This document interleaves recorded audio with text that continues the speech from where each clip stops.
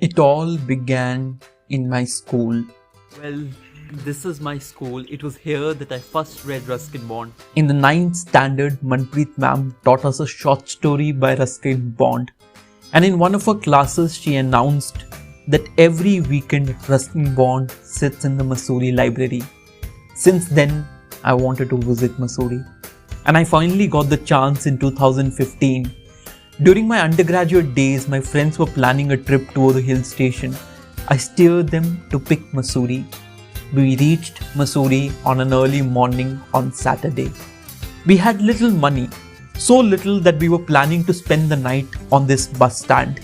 And I did not mind it because Mussoorie Library was just across the road. And I convinced my friends to come to the library. I looked behind every bookshelf, every chair, and every corner in the library to see if I could find Ruskin Bond with his spectacles, reading or writing stories for the children. After I had passed through every nook and corner of the library, I realized he was not there. Dejected, I walked up to the librarian who told me that once upon a time Ruskin Bond used to visit the library, but nowadays he just lives in his house in Landor. I found this picture of Ruskin Bond's poem hanging in front of the library. We took a rickshaw to visit a nearby church. The rickshawala dropped us in front of the church. Again, like a little kid, I started looking for Ruskin Bond in the church, hoping that he might be sitting in some corner. Obviously, he was not there. We started walking towards Landor. The steep hill roads were difficult to climb. It seemed like we had been walking endlessly. We took a sharp turn on the road and I was amazed to find a shop covered with banners and posters of Ruskin Bond. A car came to a screeching halt nearby and out of the car walked Mr. Ruskin Bond. I was stunned at my luck. Here I was looking for this man in the entire town and he had appeared like an apparition in front of me. Ruskin Bond walked into the bookstore and we all stood in a long queue waiting to get our books signed by him. When my friend was getting her book signed, I took this picture and here's my signed copy of the novel. While getting my book signed, I had few minutes to talk to Ruskin Bond and for some strange reason I asked, "Sir, how's Lando?" He looked up and said, "It's a much quieter place than Mussoorie. Is it possible to walk all the way up to Lando?" "Of course, but it'll be a long walk. It'll take you an hour to reach there. Nowadays, people prefer going in their cars." I had many more things to ask, but there was a long line of people standing behind me, so I moved on. My friend had even clicked my picture when I was getting this book signed by Ruskin Bond. But when I contacted her recently, she told me that she can't find it anymore. For some reason, we continued to walk towards Landor. My friends found a nice spot in the corner to enjoy the sunset, whereas I walked ahead searching for Ruskin Bond's house. When I finally found the house, I clicked a picture of his window, the window through which he looks at the mountains. On a serious note, I really wish I had that photograph. The photograph of me getting this book signed by Ruskin Bond. Let me ask my friend again. Hello. Hi. Hi, Herman. Herman, do you remember that we went to Mussoorie long back and there we met Ruskin Bond? Yeah. Do you remember you clicked my photograph with Ruskin Bond and do you by any chance have that photograph? I don't. And I've told this to you before. I looked for it, I just couldn't find it. Okay. Thanks anyway. I know I asked you. Thanks a lot. Thank you. Okay, bye. Bye.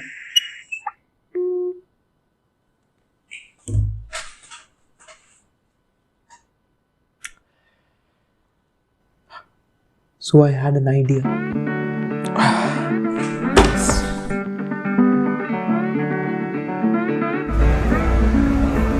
Dehradun. If you can read the bus label at the back, it says Delhi to Dehradun. And that's where I'm going. I'm going to Dehradun.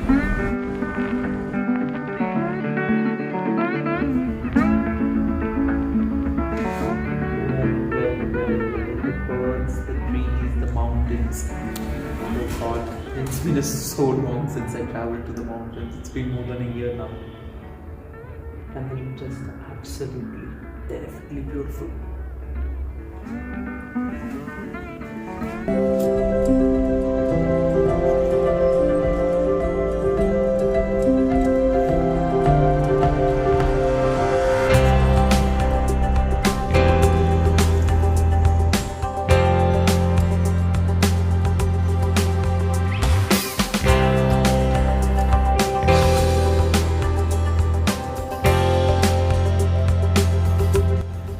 It was this library that my 9th standard teacher, Manpreet ma'am, told me about.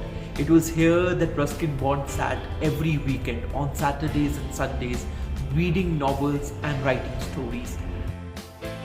I sat in the library and read a book by Ruskin Bond. As an undergraduate student, I thought I would discreetly enter this library on a Saturday afternoon and search every nook and corner of the library quietly, discreetly, and at some position I would find this old fat man sitting and writing his long novels about mountains and hills, and I would approach Ruskin Bond and get books signed by him and have long conversation with him. This poem was still hanging in front of the library.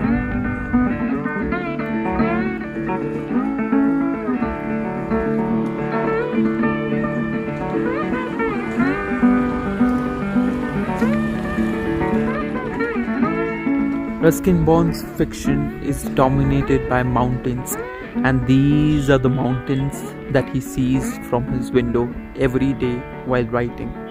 So this is the mountain, and this is the window from which he sees these mountains and writes, and perhaps writes his stories while looking at those mountains. The window and the mountains. The door to the house of Ruskin Bond is just behind me. I have no permission. I don't know what I'm doing here. It's creepy as hell. I'm just here for the love of my favorite author. And of course I'm going to be thrown out of the house. And I shouldn't touch this. I shouldn't do this. I shouldn't knock at the door. It's too embarrassing. But I'm still going to do it. I'm still going to at least try to get this book signed by them. His grandson has agreed to get my book signed. Of course, he will not meet me. It's COVID times. He's pretty old. It's not safe. It's wrong. But the grandson is so generous, so nice, so wonderful. To convince him, he told him that I'm his friend, and that's why I'm getting the book signed by him. Yay! Yes, I have the signed copy with me, and he was so generous enough to sign my book. I'm so glad. Thank you. I'm leaving now. Goodbye. Hopefully some other day I'll get to see you.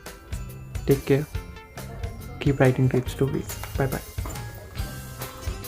Now is the moment when I say goodbye to this place. After that, I sat in a nearby cafe, looking at the sunset and completing the book by Ruskin Bond. I just finished reading Ruskin Bond's The Blue Umbrella, and it's a very simple story about this little girl who's found a blue umbrella, and now she's become the object of envy in her whole village. You know, everyone in the village, the peasants, the farmers, the shop owners, desire her umbrella. And so, you know, this object of beauty is at the center of this whole narrative. And out of all of these people, the shop owner, he's a rich businessman, rich according to that little space, otherwise he's a small shop owner, and he wants the umbrella and she refuses to give him, and he has these various tactics to get the umbrella, and ultimately he fails.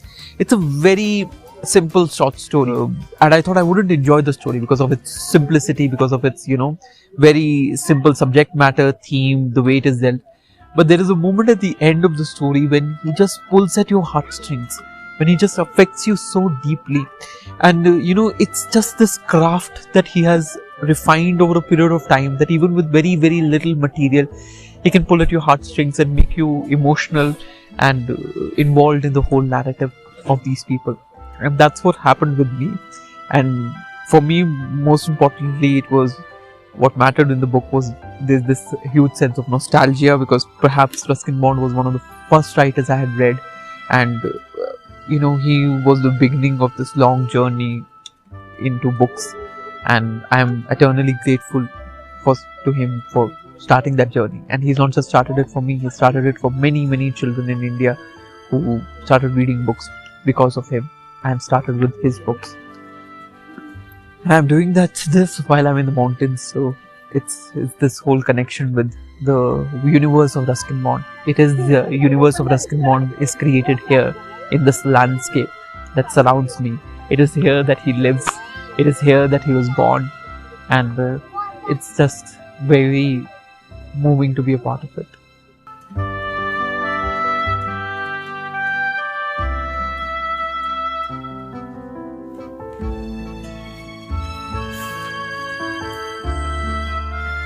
And I got a book signed by Ruskin Bond in 2020.